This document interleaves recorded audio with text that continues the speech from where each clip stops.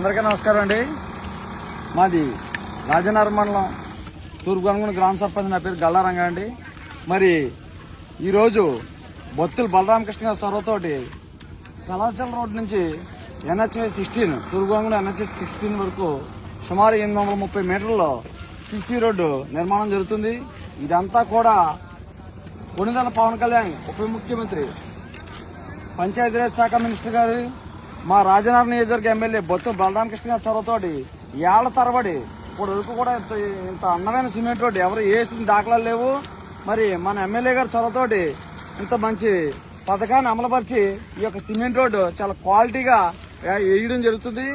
మరి మాజీ శాసనసభ్యులు అయితే జక్కంపూడి రాజా గారు మన ఎమ్మెల్యే గారిని ఏదో అవాకులు చవాకులు పేలుతున్నారు. అయ్యా బాబు మాజీ శాసనసభ్యులు, మీరు ఈ రాజనగరం నియోజకవర్గానికి ఏమి మంచి చేసిన చేయకపోగా మళ్ళీ అభివృద్ధిలో దూసుకుపోతున్న ఈ రాజనగరం నియోజకవర్గాన్ని మన బొత్తుల బలరామకృష్ణ గారిని విమర్శించడం చేస్తున్నారు. బాబు, మీరు విమర్శించే ముందు ఆచితూ విమర్శించడం నేర్చుకోవడం ముందు మీరు బెదిరింపు ధోరణి చేస్తున్నారు. ఎక్కనా మీరు బెదిరించిన పాపానికే 34,000 మెజార్టీ బలరామకృష్ణ గారు రావడం జరిగింది.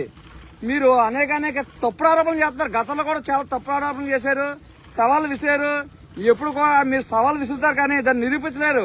మీకు సత్తా, దమ్ము, ధైర్యం ఉంటే నిరూపించండి. ఫస్ట్ బ్లేడ్ బ్యాచ్ అంటాం. మా గ్రామంలో 2 బ్లేడ్ బ్యాచ్ కొరలు జన సైనికులు కొడితే వాళ్ళ సపోర్ట్కి వెళ్ళి ఒక ఎస్ఐని సస్పెండ్ చేయమన్నా. మరి గతంలో 150 మంది వచ్చి నా గ్రామంలో బ్లేడ్ బ్యాచ్ మా సోదరుల్ని సీరియస్ పోయారు.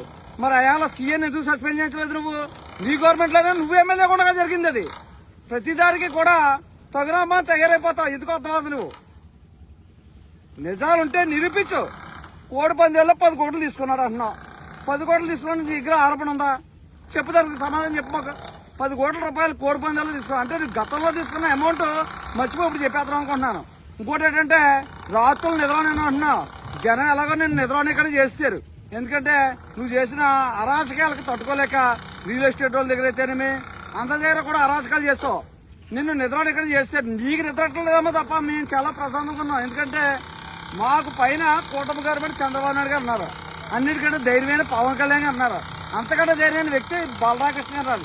ఎదుర్కొనే సత్తా ధైర్యం నీకు లేక నువ్వు ఏదో మొత్తం టాబ్లెట్లు వేసి పడుకుంటున్నామా? నువ్వు పడుకుంటున్నామా? మేము అలాగే అవసరం ప్రశాంతంగా పడుకున్నాం. మా ఆరోగ్యాలన్నీ బాగానే ఉన్నాయి బాబు. నువ్వు వెళ్ళిపోయిన కానీ రాజనగరం నియోజకవర్గం చాలా ప్రశాంతంగా ఉంది. దయచేసి ఈ రాజనగరం నియోజకవర్గం జరుగుతున్న అభివృద్ధిని అడ్డుకోకు. మా ఎమ్మెల్యే గారు చాలా తెలివైనడు. ఒక గ్రామ స్థాయి ఎంపీటీసీని తీసుకెళ్లి ఇవాళ ఎమ్మెల్యే చేసామంటే నువ్వే కారకుడు, మెయిన్ కారకుడు.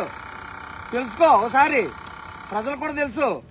దయచేసి ఇద్దరితో ఆపి అభివృద్ధి పైన దృష్టి పెట్టు. ఎక్కడైనా అన్యాయం జరుగుతున్నాం రా, నీతో పాటు మేము కూడా వస్తాం. అంతేగాని అభివృద్ధి చేస్తున్న మా ఎమ్మెల్యే గారి మీద ఇష్టం వచ్చినట్టు మాట్లాడితే మాత్రం ఊరుకునేది లేదు. జన సైనికులు ఎవడో కూడా ఊరుకోరు. దయచేసి గమనించుకో.